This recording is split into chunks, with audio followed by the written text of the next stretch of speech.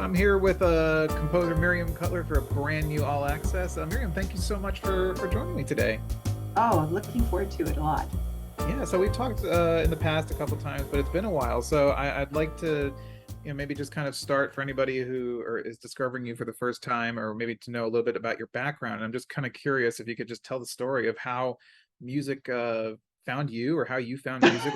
What was that time like early on, and when do you remember that spark of like interest going from hobby, and then of course, Oh, when did it become like, okay, this is going to be my career now, that was really a long time coming. Um, well, I come from a very musical family. My mother sang in nightclubs, when she was young. My father played the guitar, when he was a kid. My uncle played the sax, and sometimes and my grandmother, from what I've been told, played in the Nickelodeons Oh, piano. wow. And so music was always a part of our family, but it was never taken seriously as a profession or anything like that. And in fact, my brother was a really good trumpet player, jazz trumpet player. He's a lot older than me. And I kind of grew up, his band would come over and rehearse, and I would sit under the piano and just listen to them play like really great Ramsey Lewis stuff. And so I really, always loved it. But oh my God, my parents made sure that he did not become a professional musician. It was really looking like that was going to happen. And so my father, it was during the Vietnam War, and my father took him by the ear, afraid he was going to get drafted, and took him down to join the Navy and become an officer. So that really changed his whole trajectory. And I saw how much they disapproved of what he was doing. So it never, it was something I did privately, really.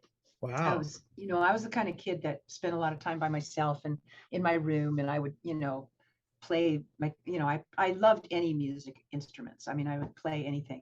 And Yeah. and that's why I always tell people, if your kid shows an interest in musical instruments, if I was told, oh, learn the one you're on and don't mess around with others, take it seriously and practice.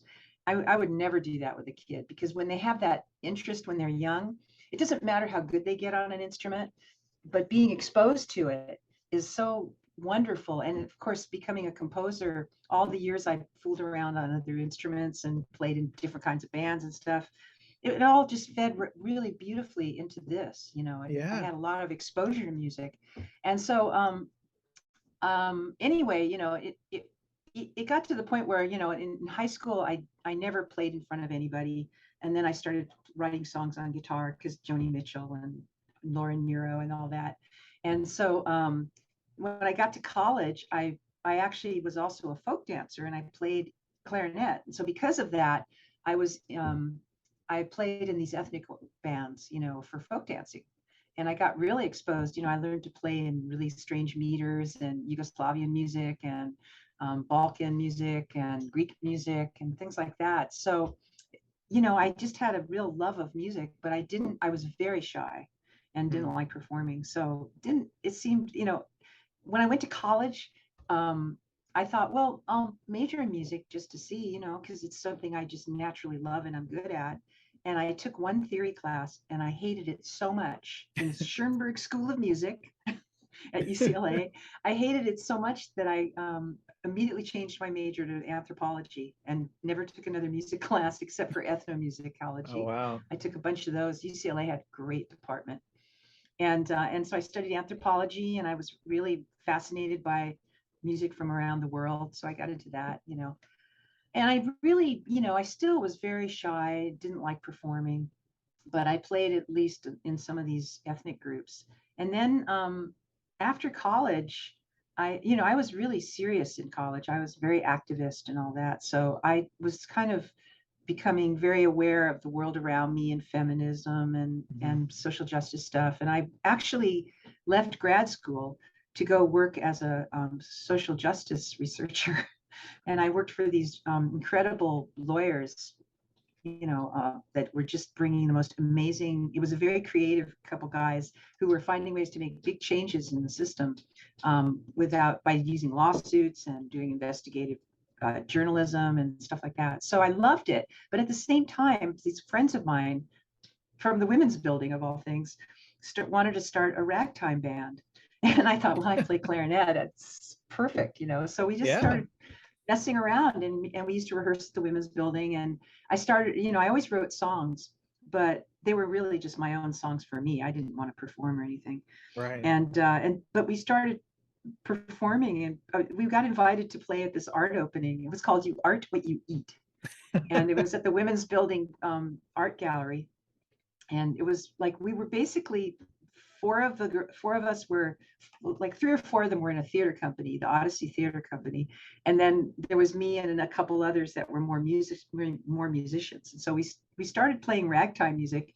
I started writing arrangements for the band of Scott Joplin, and it was really like people loved us. We went and bought these used dresses, like Victorian That's dresses. awesome. Yeah, we started performing. The first gig we had, we got paid a gallon of wine. And if anybody tells you that feminists don't have a sense of humor, they're just completely out of their minds, because it was hilarious.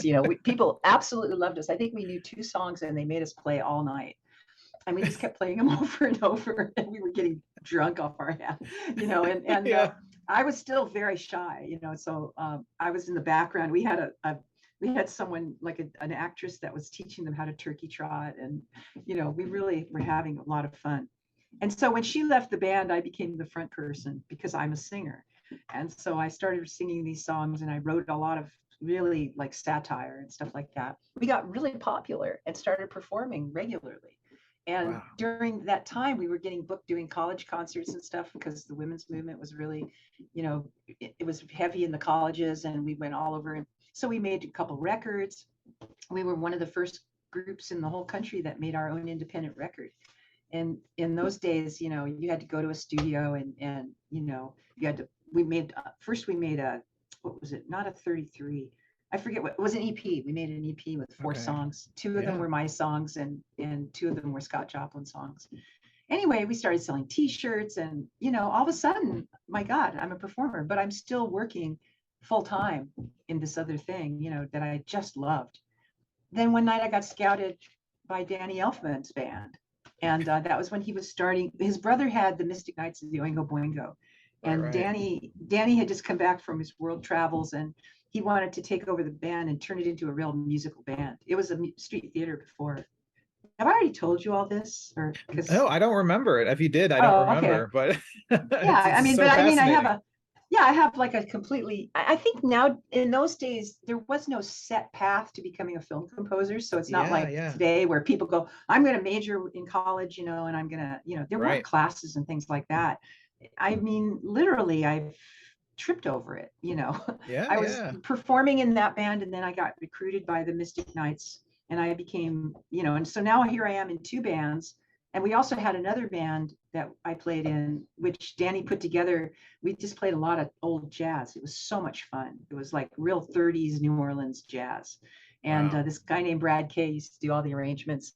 So I basically, I came from being a guitar girl, playing and writing songs, and playing my clarinet in ethnic groups, to being in these bands that first I learned about ragtime music. I didn't know about that. Yeah. And it was like I really learned about jazz starting with ragtime by playing it. And then when I was in the Mystic Knights, we went further and played a lot more of jazz, and we even had some free jazz in there with Sam Phipps on sax. So I learned all about jazz at that period in my life. And I always had an inclination towards it, but I didn't realize how much I loved it. And I stopped Yeah. being involved in my age group culture, and just was in this jazzbo world, with the boingo. And then I was booking a jazz club, Vine Street Barn Grill. I did that for 8 years. It was just all grew out of, the experience of being in that music. And so years later, years later, the way so when I left my women's band, we had it for 7 years, and it was just super popular and really, really fun. But then the Boingo was kind of on my case. They wanted me to be more available. And this was Right. late 70s, and they were starting, Danny, we had this 2-hour stage show that was fantastic. Very challenging and super wild and crazy, like an old jazz cartoon. And oh my God, it was just like other, Danny's pretty crazy, and like a fox. And so I got really kind of more known because of those 2 bands. And it was really so strange, because I was the only woman in the Boingo, and I was in an all-woman band that was a real feminist band. and it was kind of my desire to do exciting, fun entertainment was kind of trumping my values, and they became kind of a clash because Danny's view of women was a little bit more limited, and Yeah. eventually I left, and I didn't really want to play that role, but I sure loved it. And after that, I had my own band and did my own songs and stuff, but couldn't really, I had made a decision. I left my other job and I made a decision. I just had to do music all the time. I think that's what happens to people. Like, you get to this point where you're like, I don't want to do anything else. I want to stay home and just do music, and I don't Right. care what I have to do it. And so I started trying to write pop songs, to make some money. And I had a little studio at home, and also my whole career follows the trajectory of the technology, because when I Mm. started, there was no synths, there were no computers. It was all like, you get a reel-to-reel machine and then Yeah. you do it to picture. You use the Knudsen book to get your timings. This is the way it was done in those days, Yeah. which for someone who hates math, I found myself, yeah, why am I I doing know. this? Because, to try to do all the time code calculations without a computer Oh is my really God. just, well, it's pretty I can't awful. imagine. I mean, that's so people ask Yeah, me like, "Oh, why'd you go into film?" It's like, because I don't like math. Like, no, but right. I other mean, reasons, but that was a big part of it. I couldn't stand academia, and I Yeah. mean, I loved learning, and but I don't have an academic kind of mind. I'm not analytical, and so the creative kind of took over. But so when I first started, it happened. Someone came up to me at a gig and they wanted me to score something. And I think at the time I may have just gotten my first synthesizer. And and you have to realize that you guys can't even imagine what it's like with no computers and stuff. Yeah. When the first computer I had was a Commodore, and it had 8 tracks. And I remember being like, wow, 8 tracks. And the only way you could synchronize was by laying down this tone called an FSK, and then you had to use the tape deck to drive Wow. this computer, and then little by little, the little Macintosh desk thing came Yeah. out. It had like 5 megabytes of memory, and we were just all going crazy, like, oh my God. And then all these synths started happening, and then when the Yamaha DX7 came out, it was really like, oh God, this is unbelievable. And it made a stir in the musicians union. They wanted to, Michael Boddicker was overdubbing and not charging, and they had this big meeting, like, how can we stop this? How can we stop people from overdubbing and not charging and using these instruments, instead of strings? I mean, Yeah. it was really kind of a crazy Wild West kind of a time. So then what happened was, so little by little, people would approach me, and I went, one day I'll never forget the first time I put my hands down on the keyboard with the video player playing. And I just went, and I went, and it was like, I have to, oh my God, how am I going to do this? This is like, how can I make this happen? And so I didn't even know what it was. I don't think I even called myself a film composer for the first 15 years, because it didn't, like, Bernard Herrmann's a film composer, Right. the people I grew up listening to, Rota, and it's just, it's so different than it is now. Yeah. It wasn't even something that a normal person thought about. Like, who would think about being a film composer? So anyway, had my little studio for song demos, and I really got interested in recording. I liked having, this was, nobody had home studios, and so I went from having a little 4-track cassette that I could overdub on, and then and I did these elaborate demos with like overdubs. Like I remember doing songs, that had a horn section and a drummer and like backup vocals and lead vocals on a 4-track cassette. Wow. So I was constantly like bouncing, and so that's how I learned how to record. And I was never very technical, but I think in those days it was like the drive. I've seen it in other people. Something that I'm not good at, which is technology. Hmm. I just, you just go for it full on, because it takes you to this place where you can do your own work. You can work at home. You don't have to hire musicians all the time. You don't have to hire studios. You can have safety of your home and develop your ideas and then present them to people. So it made a huge difference being able to have. I mean, my friends, when I first built my home studio, they thought I was nuts. I mean, big Hollywood producers have their own studios at home, and Yeah, not me, yeah, And so then Fostex came out with the first really great semi-pro multi-track, recording system with synchronization. I'll never forget when I saw that I could buy a synchronizer for $1,200 instead of 6,000, yeah, and it was like, wow, this is like, okay, So I had my 2-track mastering machine and my 16-track machine and a big console, and I took out a loan because in those days the musicians union, you could get a loan, like even yeah, if you were not established. I mean, that was one of the real advantages of being in the union. I mean, I took out this loan, I bought this console, and voila, I had a studio. And my friends were like, "You're out of your mind, Why are you doing that?"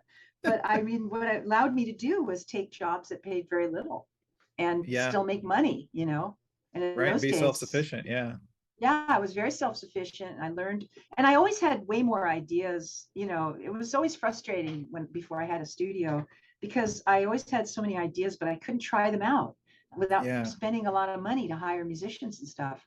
And so once I had this kind of gear, I was able to actualize my ideas to communicate them to others. So then now right. I'm in a situation where I can show a filmmaker what I'm going to do. That was the beginning of mock-ups. And some people had synclaviers. That was a big jump. I Mm. had 2 friends that had synclaviers. Those were like $500,000. No, I had like a $12,000 studio. Right, right. I always managed to do all this stuff with nothing.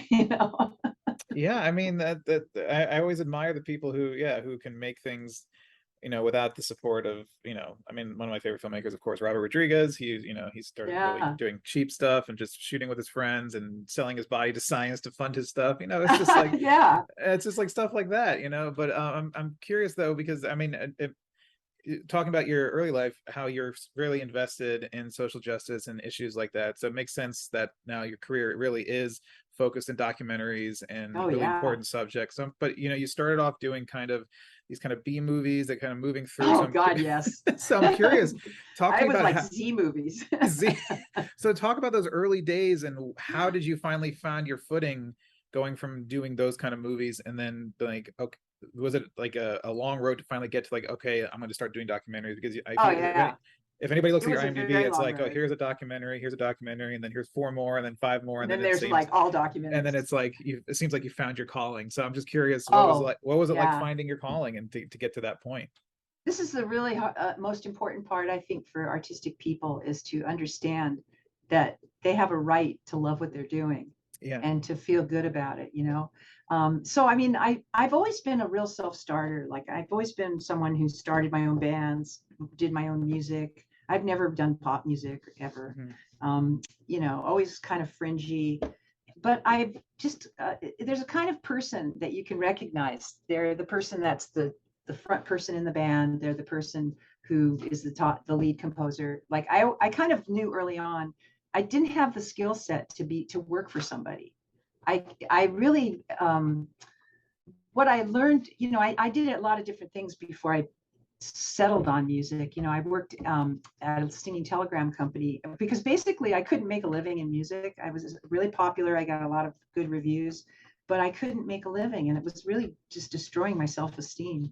And so I decided that music was trying to kill me, and that I was going to stop. And I'm Yeah, just going to stop doing it. And so I did. And I got a job. Where did I get a job? At a singing telegram company. A friend of mine was a juggler. I've also been into circus all the time. And a friend of mine was, and street performing and all that. And so a friend of yeah, mine was a juggler, and she was working at the singing telegram. She goes, "You should get a job at the singing telegram company." So I go there and I get put at a desk, and I'm sitting in a room with a bunch of people, and I'm selling singing telegrams over the phone. So I'm singing all these songs. And what happened was, it was typical of everything I do.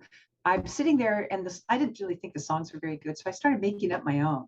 And and then I'd be sitting there and it's somebody's birthday, and I'd tell them what was, you had the menu of things to sell.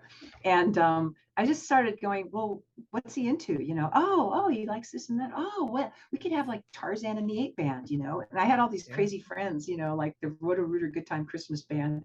They were like a brass band that ran around like maniacs, kind of like the Boingo Street Theater, but a little sweeter. And less edgy. But anyway, so I started making up these acts and and then pretty soon I'm writing songs. And so one day the boss of the company came, and I'd be, instead of selling a $75, singing telegram, I'm selling like a $300, $400 package. Yeah. So the one day the owner came back and, checked me out, and he asked me what I was doing, and they had a talk with me. And so he really encouraged me. He liked where I was going with it, and he really encouraged me. And so I just kept making up more and more stuff. And pretty soon he gave me my own division. And I was like, we started working with advertising companies. And this was where I actually learned that my ideas had value, that I Wow. could actually make money. That was the first Yeah. time I made money from my ideas. And I started producing like these production numbers for product promotions and things like that. Yeah. We did I never forget, I did the Wizard of Oz for Pioneer Chicken. It was like a training event. And I wrote all Wow. these, I took the songs and I wrote them all about becoming a manager. And I had the Roto-Rooter Christmas Band play the music. And I found people who had their own costumes. There's this gay guy that does the Wicked Witch, and he had all of his own makeup. And so I wrote a script, and it was so much fun. And I played clarinet in the band, and so I got to be there and do that. And so it was just like, I just started doing a lot of that kind of stuff, Wow. and I mean, it really started taking off. And he gave me this division with this other woman that I was doing it with.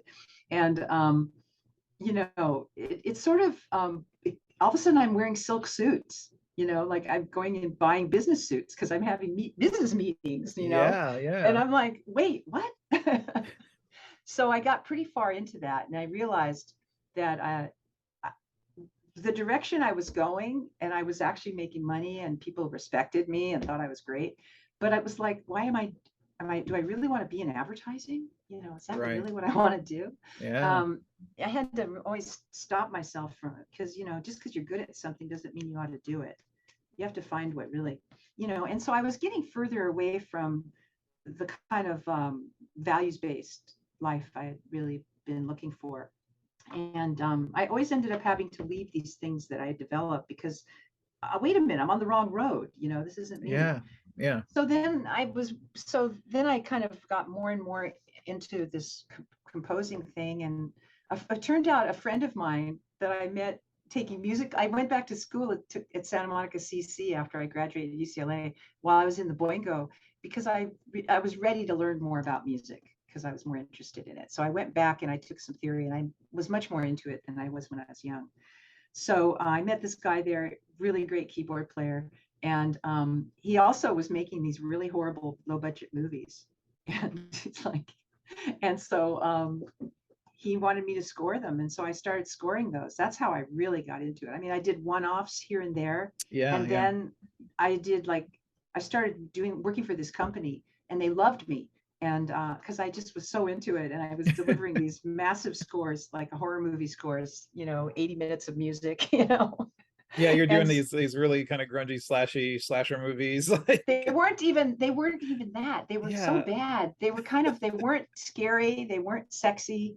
They just It's just like like dead they take these hookers, like it wasn't even like, it was more like witchcraft, oh yeah, witchcraft and it movies. You did was, those witchcraft movies. Yeah. Yeah. Yeah. yeah, I did like a bunch of them. And they basically, they would make a one sheet. And the way they would do these movies is, and this was when the American film market was kind of scuzzy.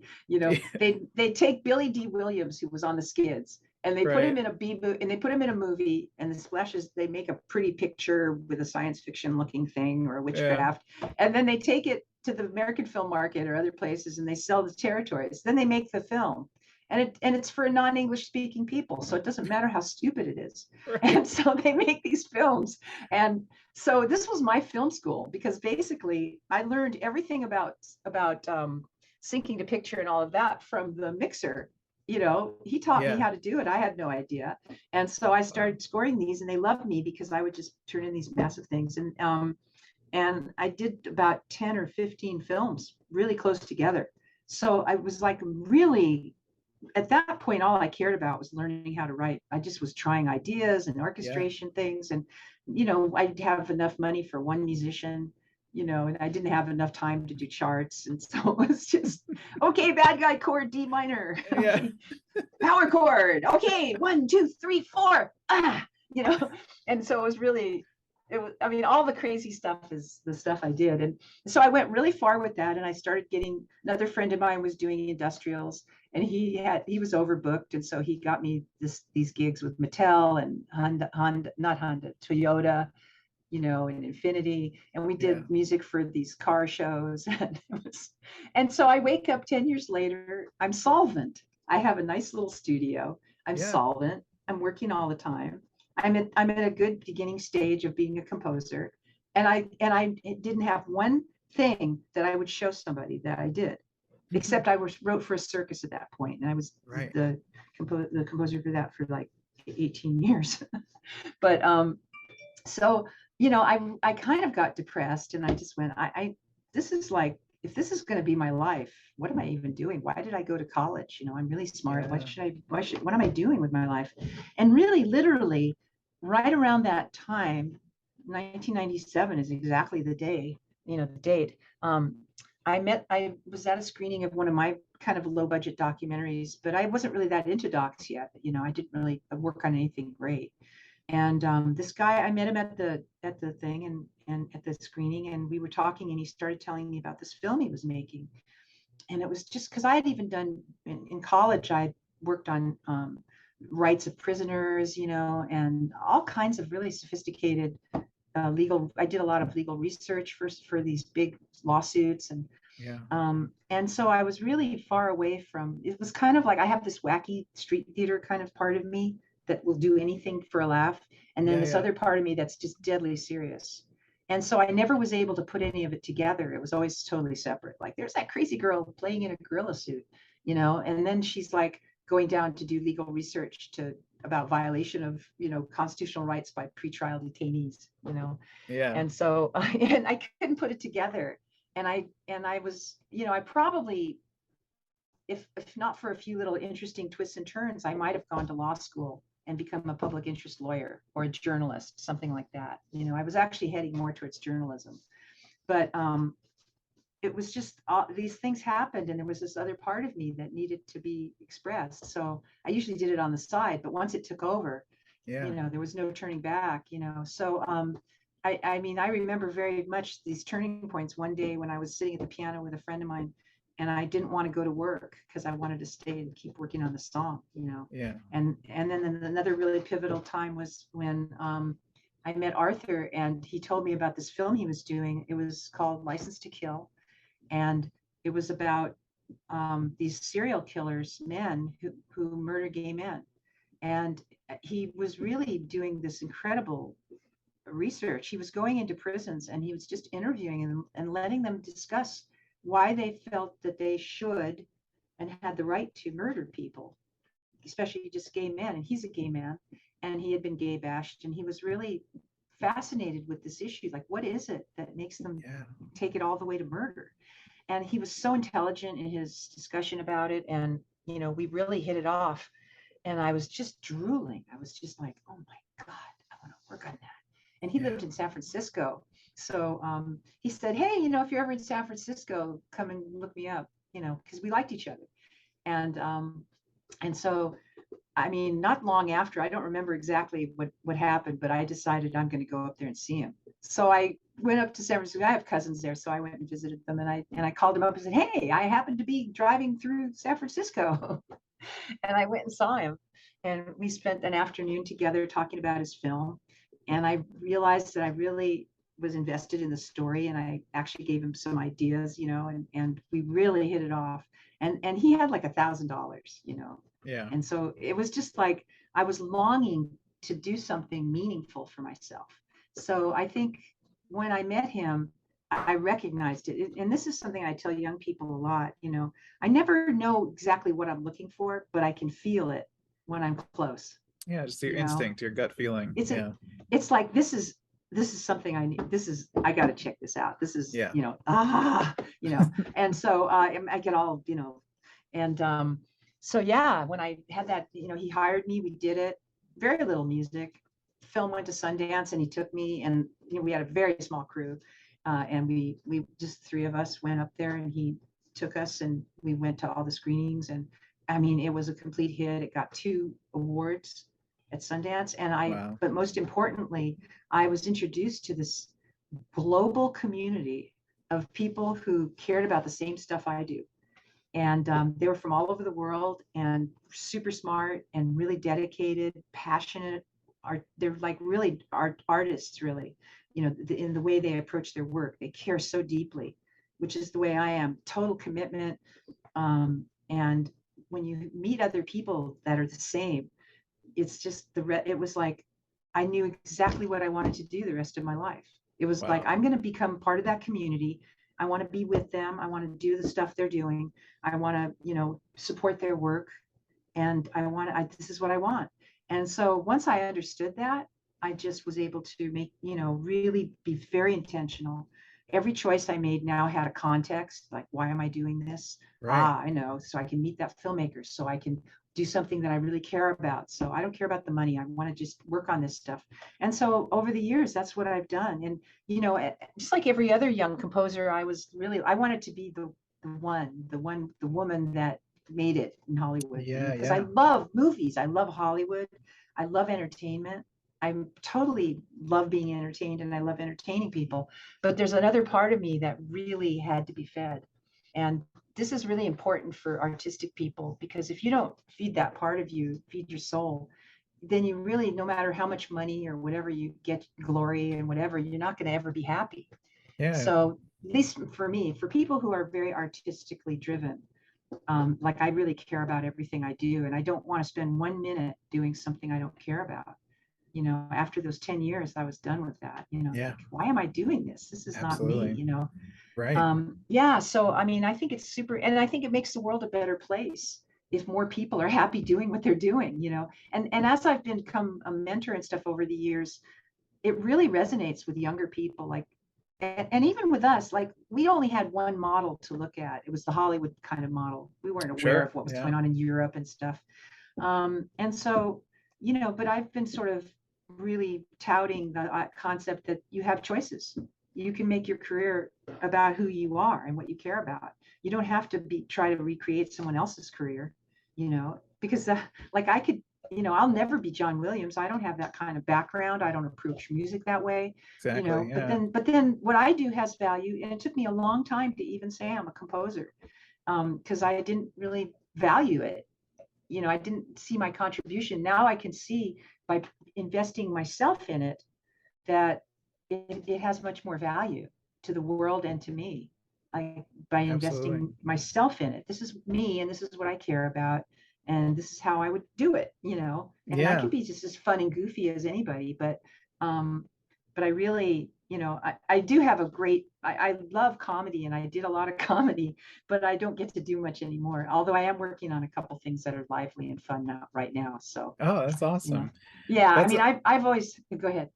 I know, sorry, but I'm just curious, because you're talking about, finding your voice and finding kind of, yeah, you're becoming fulfilled. And but now you're working on, I mean, Oscar nominated docs like RBG, and now you have Gabby Giffords, Won't Back Down.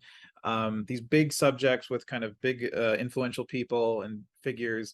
And I'm curious, you talk about, I really relate to what you talk about growing up shy and kind of reserved. I was very much the same way. I went through a period of depression in middle school, trying to Yeah, find, me too.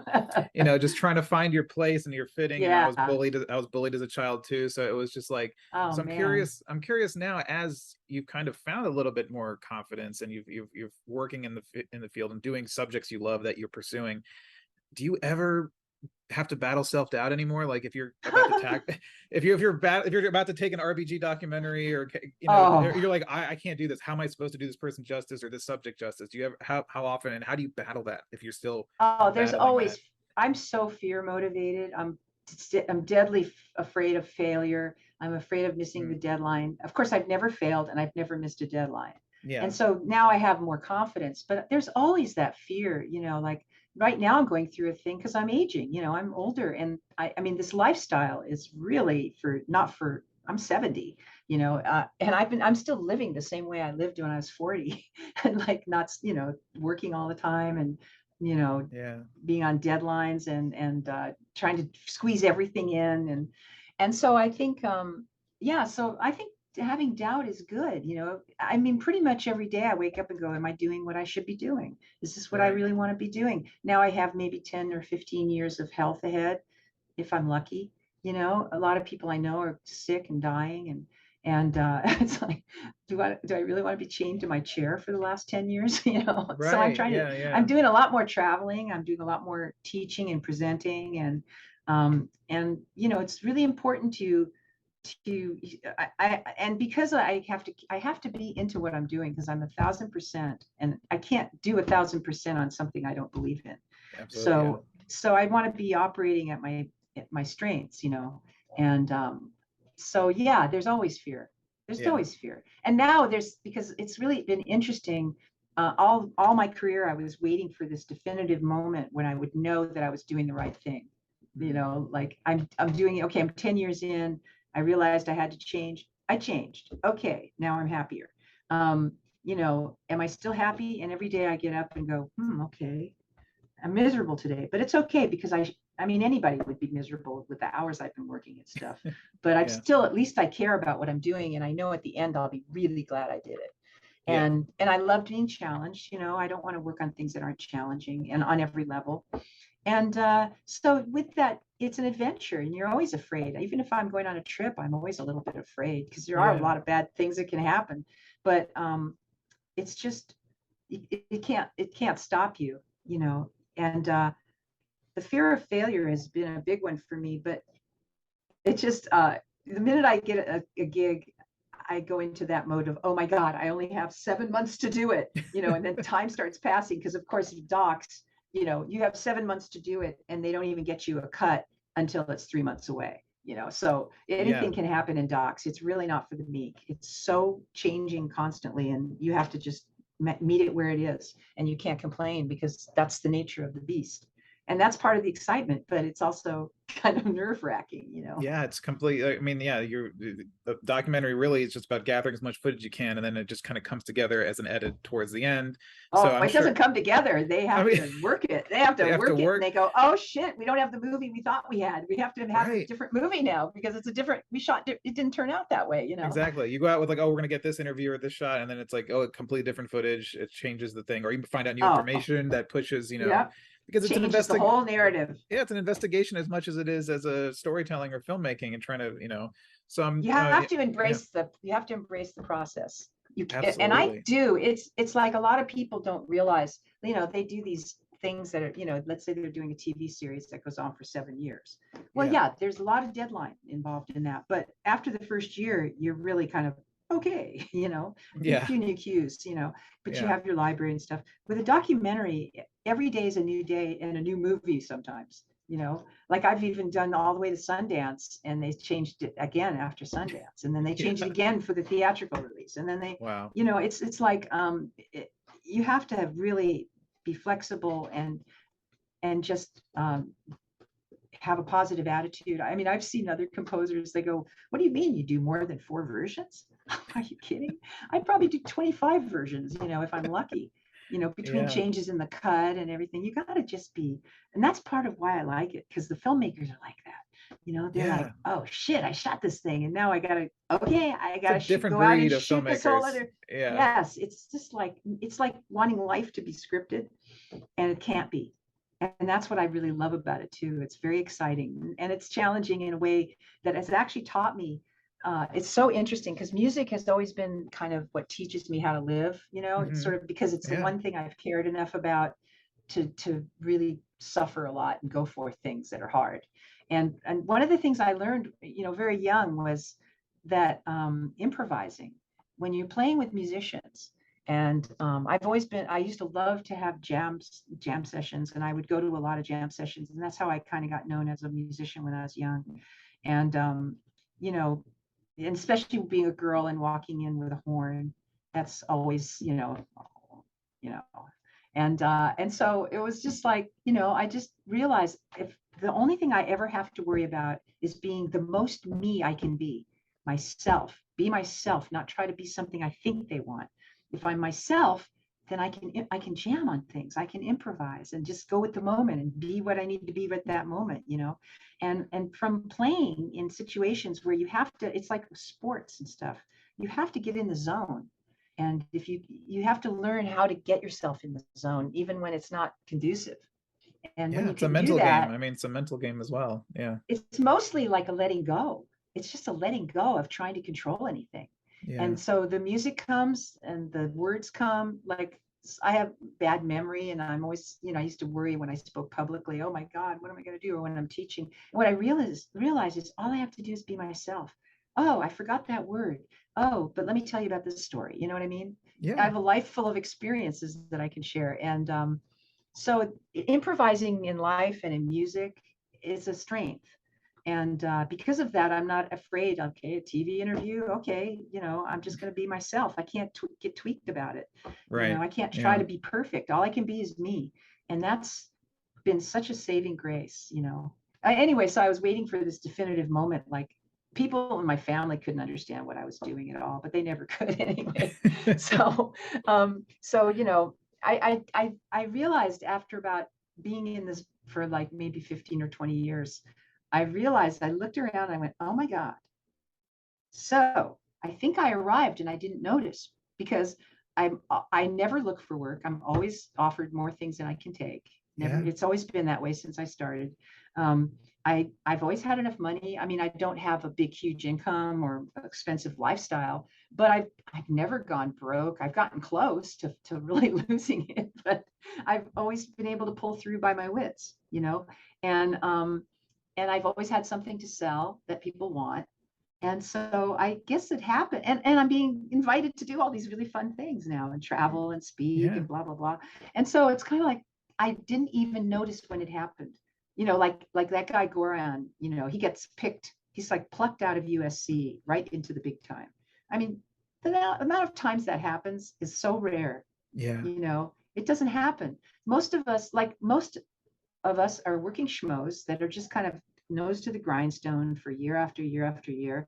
And one day we look up and we go, oh, I'm in a different place. I didn't even Yeah. notice. I've been on deadline for 14 years. I know. I always have to remind myself to enjoy the moment, because it's just like Oh, you live yeah. it and then it goes by and then you're like, oh shit, that really went just snap like that. And then like 4 years go Yeah. by, 2 years go by, or just even a project goes by or something, a moment. It's just like, yeah, yeah. I always Those are the remind myself. moments that Yeah. we don't, if we're not paying attention, we miss them, and we don't realize that. I realized I was completely successful according to my criteria, you know, Yeah. Yeah. No, I happy think you happy have. at work. It's like, I mean, and speaking of great filmmakers and your great storytellers that you work with, you got to reunite with your RBG directors, Betsy yeah. and Julie for this new documentary, Gabby Giffords Won't Back Down, and it's a really powerful story. And I remember it when it happened, and this documentary is so unique because it's not just about her fight for gun control and gun reform. It's her personal recovery after her assassination attempt, and it looks into her life with her husband, and it's a personal thing, but it's also tackling the kind of big subject of gun control. And so I'm curious, talk to me about working on this particular documentary and reuniting with Betsy and Julie, and how did you approach it musically? How did you handle kind of those topics of the documentary crafting? Oh yeah. Yeah, I'm It, just this curious. this They have a wonderful style of filmmaking. They really have managed to figure out how to make very inspiring films about very inspiring people and very Yeah. difficult subjects. And they really, I think that that's what really resonates for me with them, is that I really appreciate the way that the way they choose to tell stories. And it's a little bit different than some other doc people, but they cover really heavy stuff. Like, this is a very Yes, heavy film, it's very but heavy. every moment there was never a moment they weren't saying, this is inspiring. This is Mm. inspiring. This is not a bummer, but this is inspiring. This is what we Yeah. want the takeaway to be. Because with Gabby Giffords, it's like she's such an amazing, inspiring person.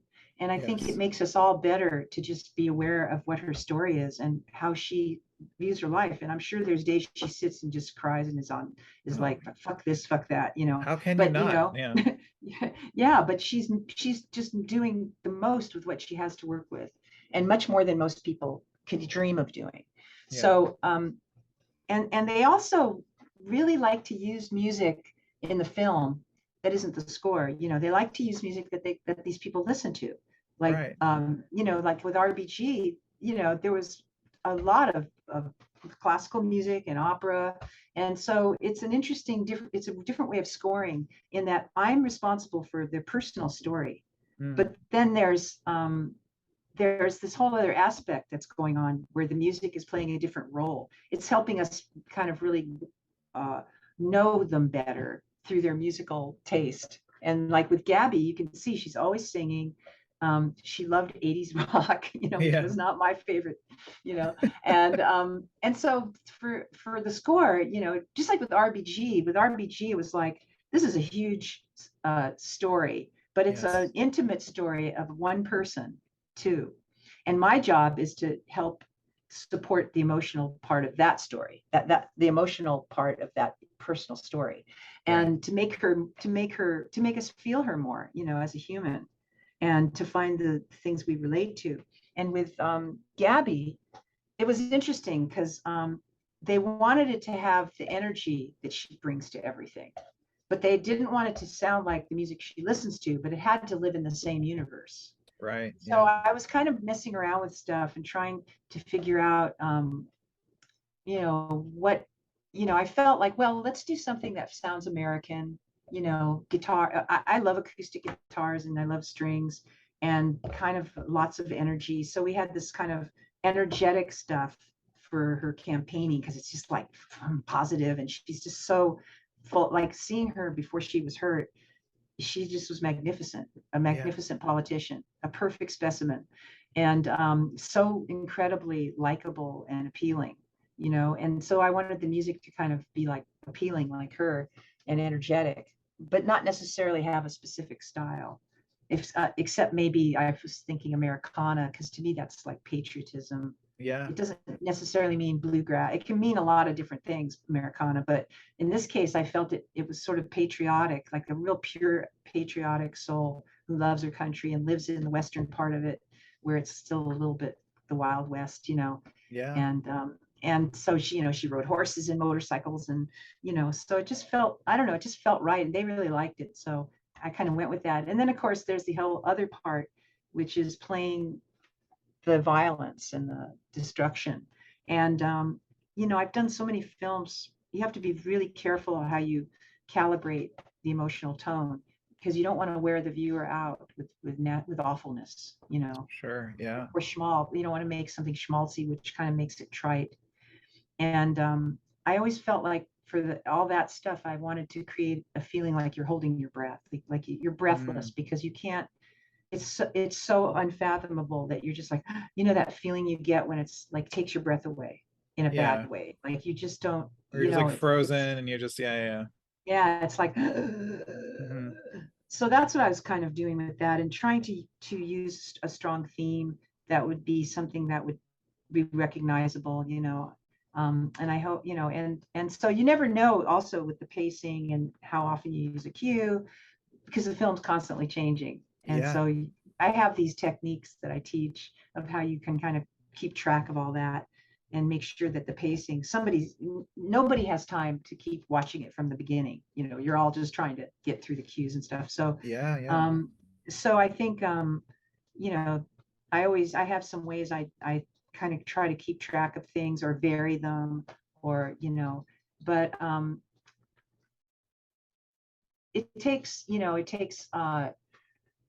there's inspiration, and then there's craft. And I was teaching in Chicago at Kubi's program this year, and you know, teaching is a really fun way to understand how you do things, because Yeah. you have to figure out how to articulate about what you're doing, Right. And like, so you have to put thought into it. And it also helps to talking to filmmakers and trying to make them understand what you're talking about, and to expressing, being able to really verbalize and manifest what your ideas are. And these are strengths that a composer needs to have. So I've spent a lot of time, you know, I'm always trying to find the perfect word to describe it, so that, because you want to make sure that when you're discussing ideas with someone that you're talking about something that's the same, instead Yeah. of, Yeah. like the more specific you can be. And so it's like a consciousness, a level of awareness that you bring to scoring things and I think that's what I love also about docs is it's so challenging. For the first time, I was teaching at Kubi's program, and they learn to work on a lot of the programs. Really, they seem to settle on tentpole movie scores and things like that aren't really subtle, No, and not at all. so as the composers aren't learning how the nuances of musical emotional expression. Yeah. And so what I've discovered I brought a film for them to work on that was about postpartum psychosis, where a woman killed her 3 children, and it's With so a heavy. starting light. Yeah. No, I'm just kidding. Yeah, Yeah, no, and it's and heavy. I Yeah. said, Kubi, I think I'd like to teach this with this film this time, and I said, do you think it's too heavy? And he said, no, this will be good for them. And sure Yeah. enough, the first week I brought it in, and they were looking. Well, I sent it to them, and they were looking at it, and they wanted to do a therapy session from the beginning of like they had to deal with their own feelings about the story. So it was Yeah. a You're really reacting as an great audience as a first. right. Yeah. Yeah. And some of them were like, I don't know if I can even do this. I can't stand to watch it. And so it was a really wonderful experience for me, and I think for them too, because we really, instead of talking about music, we were like in it. We were feeling it. Like, no, what you're writing isn't. It's not going to cut it. It's. What are your reasons for this? It made them have to think about things they don't normally think about, even when they're scoring other movies. Because Yeah. most movies, I mean, there's something about a documentary that's about a heavy subject because it's so real, and it's a real person that it's happening to. And you can't just go, oh, that's just a script somebody wrote. No, this is like this happened. Yeah. And so Yeah. how do you deal with that musically? How do you deal with your own feelings? How do you calibrate where you land emotionally for the audience? You can't wear them out too soon. You've got to make it, so we have a lot of really in-depth discussions with filmmakers. How do you want to pace this? In the Right. beginning, is it going to be really shocking? And then we kind of, neutralize it a little bit as we're getting into the details. How do you want to present it? And so we have to get very, very, it's much more demanding artistically, to work on stuff like that. And that's what I really love about it. It's Yeah. and so I felt like what I learned from teaching that class with that film was that that's what I love about scoring. And I want them to have that experience because I think many of them won't really want to do that kind of work. Some of them will though, and they'll resonate with it. And that's where it gets into the art world, I think, the realm of art as opposed to just entertainment, where you can Absolutely. Yeah. communicate something very difficult in a way that people accept it, you know, and they're with you. Like with Gabby is a perfect example of something that takes people to a place that's really, really awful. And Yeah. because you fall in love with her and you say, oh my God, she would have been a great president. And Yeah. She's then you such a see great her, leader. Yeah. yeah, and then you see what happened to her. And it's almost too much to bear. I mean, I think you'd have to be made of stone to not get really affected by that. So now how do we want to handle that? And those are the kind of discussions, that we have. And it's really interesting, I think. Absolutely. So I'm curious, like, what the documentary is constantly changing. If they're out filming, you said you're working kind of on the go, kind of running guns. Yeah. So when do you get involved with music? Is it right? Do you sit down at the start before they go out filming? They pull you in once they have some footage to share? Is like, and then you start kind of finding what's your starting point? Like, where do you come in? Well, it's always different depending on Mm, who they are sure. and Yeah. how busy I am. I would start at the earliest time possible. I'll start Hmm. with an outline of the film. Okay. If I have time because I want to spend time writing music. and writing good music, Yeah. instead of having to rush and just go, oh, this is working. I want to really write very conscious, intentional music, and accept the full power of the role I have in making the film. Yes. Because Yeah. I can really, one of the things I teach is how music changes meaning of footage. And even the smallest little nuance can completely change what people are going to get from that footage. 100%. I mean, the best thing is it's a bigger example of this, or more of it's like those trailers where they cut The Shining and make it a comedy, just, stuff like that. But Yeah, yeah, yeah. it's like, Yeah, I mean, it's extreme. yeah, But then what really blows the filmmakers' minds is that I could put on 10 different cues randomly that all work, but which one is working in the right way? And right. Wow. that's Yeah. what's challenging. Like, I don't know. I need them, and we do it together. It's a Yeah. process. So I Becomes a, want to yeah. develop I want to develop the collaboration so that I have them to really be able to direct me. And I want to give them my input and present possibilities they would never think of, and they present some to me that I would never have thought of. And so together we have 3 or 4 good minds working on it. Yeah. So I like to have time to do that. And so I'll start whenever they have anything, if I have the time. And so sometimes I don't have time, and I have to, or there's just, they don't even have time to deal with me. They're too busy. So I might just be writing some stuff. I'll take any information that they can give me about the film. Hmm. Well, what music are you thinking? I mean, what do you like? Is there something you've got in your mind? Or let me see a picture of the people. You have any stills? You have an outline? Give me something. Let me hear a voice, an interview. To get a feel for what's going on. And then I just start throwing ideas. I usually go through lots of ideas before I even send anything. So I'll only send an idea that I think is good. And but if I have lots of different approaches, I might give them some choices. And then, it may take them 1 or 2 weeks to get back to me if they're Yeah. busy shooting and stuff. So it can go on, like, I mean, I just like to use whatever time there is as much as possible, and without pushing it. Because of course you can give me a finished film and I can do that too. But Yeah. I Are rarely there do. any temp tracks in the doc world? Like, is temp Oh tracking a yeah. thing? Yeah. Oh, big time. Oh yeah. Yeah. They even do they do test screenings now too. Oh, wow. um yeah, it's all. And I find sometimes that any information I get from them is really valid and will help me in my process. But the thing is, I have to make sure and understand, is that temp, what is it about that temp music? Is it just a placeholder? Is it just the tempo? Is Hmm. it the sound of it? Is it doing something, like it's hitting in a certain place? What is it about it? I have to get the facts, like what Yeah. is the information that will help me? And so any information is helpful. So I mean, temp tracks are fine with me as long as I understand what it is about it that they really like, because it can really mislead you and Yeah. waste a lot of time. And I've the what's really been cool is, over all these years, I've really developed ways of spending less time on rewrites and more time developing the themes together. So when I develop the themes together, then we spend a lot less time on rewrites, or the rewrites are really simple. They're just like, oh, can you move that? Can you move that? And, it's not like, oh no, this is all wrong. See what I mean? So I'd rather, I explain it to them right up front. My process is to be very transparent. My goal is to make us as productive as possible with our time, so that we're not getting frustrated or going around in circles, or wasting resources. And so, I know how to get the information I need. And I Yeah. and I just say, just let me, ask you the questions I have to ask, and I'm just getting information so I understand. And you don't have to have answers for me. Just give me information and answer my questions, and that gives me something to work with.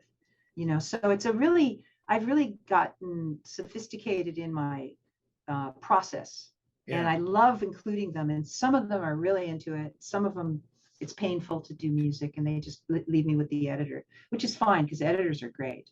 And I'm just as happy to work with an editor who then can guide me closer to the director, Yeah. because Doc they editor spend, might be, I mean, that's oh your best friend yeah, there. Yeah. yeah, they're really fantastic, and they can handle, they're used to trying different music and stuff. And sometimes directors, it's just too confusing or difficult. So Yeah. there's ways of working in any kind of situation that are very productive. So I don't have a judgment about it. I just try to figure out what's going to be the best, most productive use of time. Yeah. And I mean, you've worked on so many, I mean, first, just again, congratulations on Gabby Giffords. Like, it turned out such, it's a brilliant doc. I mean, I hate to quote Rotten Tomatoes, but 100%, like every, it's just like critically Oh, acclaimed, I'm glad. and it's it's a really powerful film, and like most of everything you work on. So I'm curious, maybe to wrap things up, you've worked on so many different subjects. You've worked on profiling so many different iconic figures, different topics, social issues. Is there anything that stands out from your career that you look back on that really just stuck with you, like a topic or a person that where you look back and it's like still in your mind, like you wake up or you just find yourself Oh, thinking about it, like, oh, that really either changed me, that made me a better person, or that really scarred me, or something? Like, is there something that like can be good or bad? I don't know, but is there, yeah, are there any topics that you've worked on that were like, wow, that was powerful, and that's maybe even shifted who I am as a person? I think that they all do. And working with Yeah. different people, it's funny. I always had this dream of I just wanted to be on a team and work with the same people a lot because it's very tempting and a wonder. It's very attractive sounding because you know each other and it's really easy.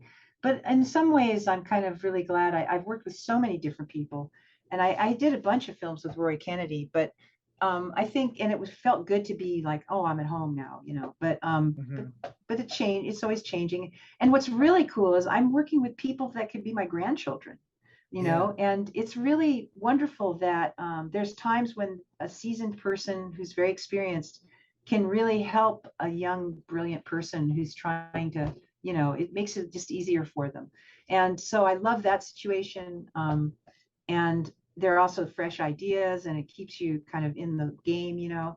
So I do love having all these different people I've worked with because everyone I work with, almost every single one, we become very close, intimate, because the Yeah. kind of things we have to talk about and deal with are very deep, you know. And so And not you're all all of being them. very vulnerable too. I mean, you're dealing with like Yeah. real world things that you have to be vulnerable about as well. Yeah. Oh, yeah. And you also have to be vulnerable, but also I find that, respectful, if you're respectful towards the people you work with and you value them and you value their input and stuff, and nothing is Yeah. a stupid idea, not from a person who's gone out and raised the money and shot the film. And there's no stupid ideas, there's just Right. ideas that you can try that you never know what's going to, you just got to Exactly. try it. Yeah. So It's I'm really subjective. open-minded. Yeah. It's yeah. It's totally subjective. And and as I know, there's an infinite number of ways to score any one particular scene. 100%. And Yeah. it's like you got to pick something and go with it, and that's partly that improvisational. uh the first idea, sometimes is like it's very strong, and then you Yeah. just have to figure out what it is. You feel it, but you don't know what it is. You have to like define it more. So trusting your instincts and being able to change things quickly and adapt and be very flexible. No getting upset because I've scored something, it's like perfect, and I go, Yeah. oh my god, I'm such a genius, look at that, it's just everything's perfect. And then they come back and go, oh, we had to cut 32 frames here, not just here, we did it 10 frames there and 15 there. And okay, and what I Yeah. know is I can make it perfect again. That's all. I can make it perfect again. It was perfect. It doesn't matter anymore. Now it will be perfect a different way. Yeah. It's like, Wow. That's amazing. Oh, Miriam, I want to thank you so much for sitting and chatting this evening, and it's such a oh yeah, it's fun. it's always just a pleasure to chat with you, and all your insight. And I mean, your career has just been is just amazing, and I love your work, and Oh, so thank yeah, you. thanks That's again. Like, really it's so nice. great I to love catch your up. work too. I mean, Oh, watching your thing evolve, it's been really great. It's really it's been a great. journey. Yeah, it's been a journey. So, Yeah, so I was thinking about it, I think in 2010. So it's 12. Yeah. that long. Did Yeah. you ever interview me in person at Sundance? I've never actually been to Sundance, and I was looking back at when Ah, our the last time actually I think I saw you was at the 2018 BMI Awards. I think you, Lolita, and Laura got oh the yeah, yeah that the was nice. Champions Award, which was great. And then I think our first interview was right when I was starting. It was like 10 years ago, and it was just a Oh phone yeah, interview. Yeah, so I don't yeah. think we No, ever I've met in seen you, but person. Yeah. I've seen how you've really developed it. It's great. And, it's wonderful for us to have people that care about what we do. I mean, and are interested in how it works. And, so it's great. No, it's Thank, I mean, thank you. I know, and of course, and I do this because I'm not a composer, but I got into filmmaking because I love music, and that's, I think it's the heart of any film, and I just love the idea of exploring the human condition, and I don't think anybody does it better than you and the work that you're Oh, doing. thank you. Looking at, I mean, Gosh. the work that you do is just, you are exploring the human condition in a real way, on a real level. So Yeah. Yeah, it's really interesting. And then there's all those times where, like when I worked on Ethel and I was the oldest person working on the film, none of them were alive when Bobby Kennedy was alive. And right. so I'd be watching the footage with them and I'd be like crying and sobbing. And they were looking at me, like even Rory, like she never even met her dad, Yeah. she he died right before she was born. And so it was the strangest experience, but sometimes you have to harness, it's not my film. I need to tell the story she's telling. And so I Right. had to really harness my emotions about that because I was very, the Kennedys, when I was a kid, it was really super important. And we Yeah. broke our hearts. So I think that was one of the first thing we talked about, might have been Ethel, I think. Yeah, probably Yeah. because that was about 10 years ago or something. Yeah. Yeah. Wow. We're Well, doing I'm finally getting a live to picture concert of Ethel in New wow. York at the Eastman School. So Oh, that's that's right. I think I exciting. saw about that. That's amazing. Congratulations. That's Yeah, it's going to be fun to that's really I hear it oh played live. yeah, I mean, for you to hear your music played live, where Oh, it's just so like great. Yeah. the live Yeah, it picture really concerts are is. my favorite. Yeah. Yeah, I want to do more of that. I really hope I get to do more concert stuff, but we'll Yeah. see. We'll see. Well, I'm not great. I think you've proven that whatever you set your mind to, you can get it done. So By I'd hook or love to by see more. crook. Yeah. I'm a real shoot from the hip kind of. Right. Okay, we'll just improvise. We'll get it done.